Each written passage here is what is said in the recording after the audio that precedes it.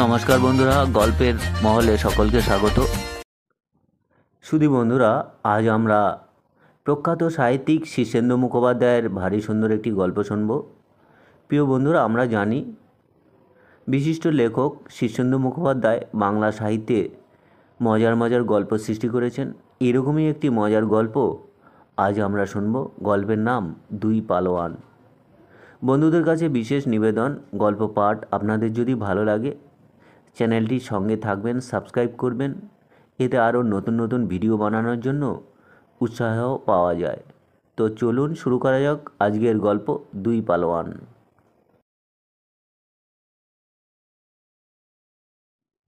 পালোয়ান কিশোরী সিংয়ের যে ভূতের ভয় আছে তা কেউই জানে না। কিশোরী সিং নিজেও যে খুব ভালো জানতো তা নয়। আসলে কিশোরী ছেলেবেলা থেকেই বিখ্যাত লোক, সর্বদাই চেলা চামুণ্ডায় তাকে ঘিরে রাখত। একা থাকার কোনো সুযোগই নেই তার। আর একথা কে না জানে যে একা না হলে ভূতের ঠিক সুবিধে হয় না, সে জোরও পায় না। সকালে উঠে কিশোরী তার সাকরেদ আর সঙ্গীদের নিয়ে হাজারখানেক বুকডন আর বৈঠক দেয়। কুস্তি করে বিস্তর ঘাম জড়িয়ে দুপুরে একটু বিশ্রাম, বিকেলে প্রায়ই কারো না কারো সঙ্গে লড়াই করতে নামতে হয়। সন্ধ্যের একটু পরে গান বাজনা শুনতে ভালোবাসে কিশোরী। রাতে সে পাথরের মতো পড়ে পড়ে ঘুমোয়। তখন তার গা হাত পা দাবিয়ে দেয় তার সাকরেদরা। এই নিশ্চিন্দ্র রুটিনের মধ্যে ভূতেরা ঢোকবার কখনো সাহসই পায় না। গণপতি মাহাতো নামে আর একজন কুস্তিগিরি আছে, সেও মস্ত পালোয়ান। দেশ বিদেশের বিস্তর দৈত্য দানবের মতো পালোয়ানকে সে কাত করেছে, কিন্তু পারেনি শুধু কিশোরী সিংকে। অথচ কিশোরী সিংকে হারাতে পারলেই সে যে সেরা পালোয়ানের তকমাটা পাবে সে ভালো করেই জানত। কিন্তু মুশকিল হলো, নিতান্ত বাগে পেয়েও নিতান্ত কপালের ফেরে সে কিশোরীকে হারাতে পারেনি। সেবার লখনৌতে কিশোরীকে সে যখন চিৎ করে প্রায় পেরে ফেলেছে, সেই সময় কোথা থেকে হতছাড়া এক মশা এসে তার নাকের মধ্যে ঢুকে এমন পনপন করতে লাগলো, হাঁচি না দিয়ে তার আর উপায়ই ছিল না। আর সেই পাখি কিশোরী সিং তার প্যাঁচ কেটে বেরিয়ে গেল। আর দ্বিতীয় হাঁচিটার সুযোগে তাকে রদ্দা মেরে চিৎ করে ফেলে দিল। পাটনাতেও ঘটল আরেক এমন কাণ্ড। সেবার কিশোরীকে বগলে চেপে খুব কায়দা করে স্ক্রু প্যাচ আটছিল গণপত। কিশোরীর তখন বেহাল অবস্থা।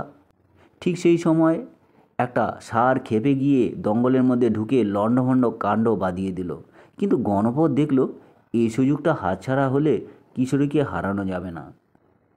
সুতরাং সে প্যাচটাকে টাইট রেখে কিশোরীকে ল্যাং মেরে ফেলে দেওয়ার ফিকির খুঁজছিল। সেই সময় ষাঁড়ের তাড়া খেয়ে দর্শকরা সব পালিয়েছে, আর ষাঁড়টা আর কাউকে না পেয়ে দুই পালোয়ানের দিকেই তেড়ে এলো। কিশোরী তখন বলল, গণপতি ছেড়ে দাও, ষাঁড় বড় ভয়ঙ্কর জিনিস। গণপত বলল, ষাঁড় তো ষাঁড়, স্বয়ং শিব এলেও ছাড়ছি না। ষাঁড়টা গুঁতোতে এলে গণপত অন্য বগলে সেটাকে চেপে ধরল। সে কি সাংঘাতিক লড়াই হয়েছিল তা না দেখলে বুঝবে না। দেখেছো অনেকে, গাছের ডালে ঝুলে বাড়ির ছাদে উঠে তাদের লড়াই দেখেছে। গণপতি লড়াই করেছে দুই মহাবিক্রম পালোয়ানের সঙ্গে, ষাঁড় এবং কিশোরী সিং। তাদের লড়াই দেখে লোক চেঁচিয়ে বাহবা দিচ্ছিল গণপতিকে। ষাঁড়ের গুঁতো, কিশোরীর হুড়ো, এই দুইকেই সামাল দিল গণপত। কিছু গণ্ডগোল করে ফেলেছিল ঠিকই, আসলে কোন বগলে কে সেটাই সে গুলিয়ে ফেলেছিল। হরযুদ্ধের মধ্যে যখন সে এক বগলের আপদকে জুৎসই এক প্যাচ মেরে মাটিতে ফেলেছে, তখনও তার ধারণা যে চিৎ হয়েছে কিশোরী। কিন্তু নসিব খারাপ, কিশোরী নয়, চিৎ হয়েছিল ষাঁড়টাই। আর সেই ফাঁকে কিশোরী তার ঘাড়ে উঠে প্যাচ মেরে ফেলে দিয়ে জিতে গেল। তৃতীয়বার তালতলার বিখ্যাত আখড়ায় কিশোরীর সঙ্গে ফের মোলাকাত হলো। গণপতি রাগে দুঃখে তখন ক্ষেপে উঠেছে।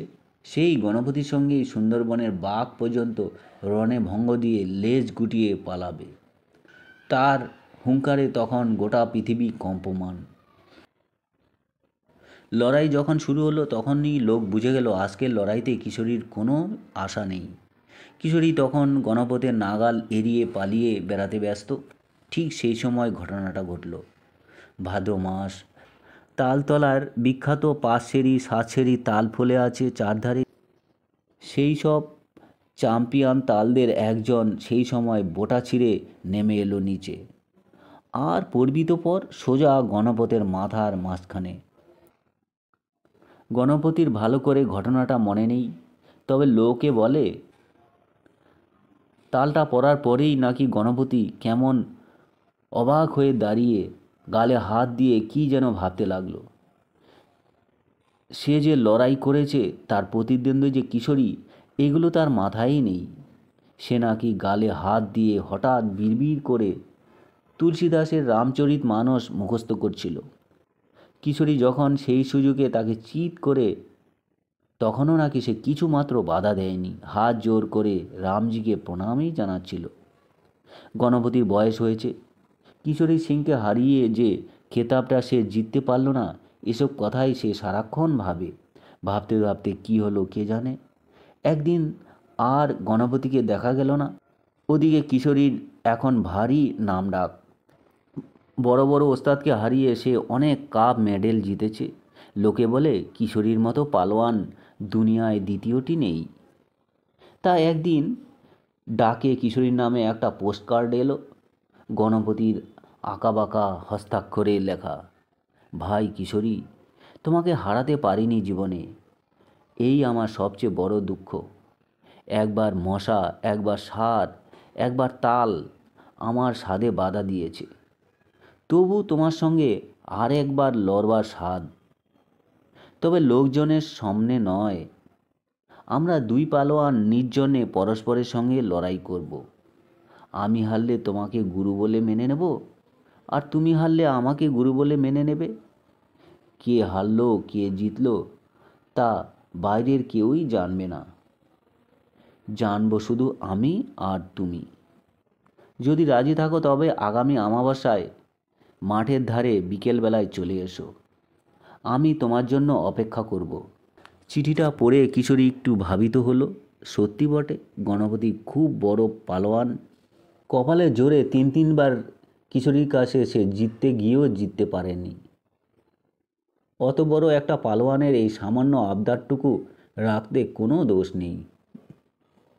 হারলেও কিশোরীর ক্ষতি নেই, সাক্ষী সাবুত তো থাকবে না। কিন্তু হারার প্রশ্নও ওঠে না। কিশোরী এখন অনেক পরিণত, অনেক অভিজ্ঞ। তাছাড়া গণপতিকে সে খুব ভালোভাবে হারাতে পারেনি, সেই লজ্জাটাও তার কাছে আছে। সুতরাং লজ্জাটা দূর করার এই একটা সুযোগ। এবার গণপতিকে ন্যায্য মতো হারিয়ে সে মনের কচকচানি থেকে মুক্ত হবে। নির্দিষ্ট দিনে সে তৈরি হয়ে খেতপুরের সেই বিখ্যাত মাঠের দিকে রওনা হলো। জায়গাটা বেশি দূরেও নয়, 3 পোয়া পথ, নিরিবিলি জায়গা। মাঠের ধারটায় গণপতি অপেক্ষা করছিল। কিশোরীকে দেখে সে খুশি হয়ে বলল, এসেছো, তাহলে লড়াইটা হয়েই যাক। কিশোরীও গোপ মুচড়ে বলল, হোক।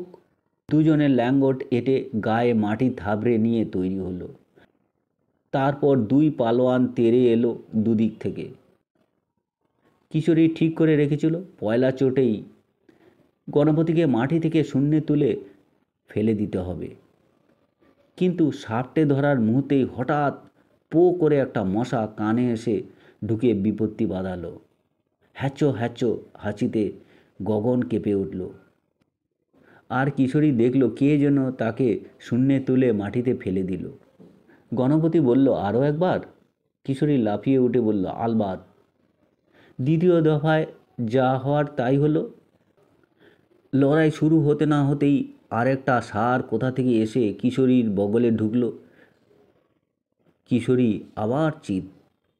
গণপতি বলল, আরও একবার হবে? কিশোরী বলল, নিশ্চয়ই। কী হবে তা বলাই বাহুল্য। লড়াই লাগতে না লাগতেই দাসায় একটা তাল এসে পড়ল কিশোরীর মাথায়। কিশোরী পাখি সব করে রব আওড়াতে লাগলো এবং ফের চিত হলো। হতভম্বের মতো তখন কিশোরী উঠে দাঁড়ালো। তখন দেখলো গণপতিকে ঘিরে ধরে কারা যেন খুব উল্লাস করছে, কিন্তু তারা কেউই মানুষ নয়। কেমন যেন কালো কালো ঝুলকালির মতো রং, রোগা লম্বা, সব অদ্ভুত জীব। জীব না কি অন্য কিছু? কিশোরী হা করে দেখল গণপতিও আস্তে আস্তে শুকিয়ে কালচে লম্বা হয়ে ওদের মতোই হয়ে যেতে লাগলো। কিশোরী আর দাঁড়ায়নি। বাবা রে মা রে বলে চিৎকার করে সে দৌড়তে লাগলো। পালোয়ান কিশোরী সিংয়ের যে ভূতের ভয় আছে তা কেউ জানে না বটে, কিন্তু আজ কিশোরী ভালো করেই জানল।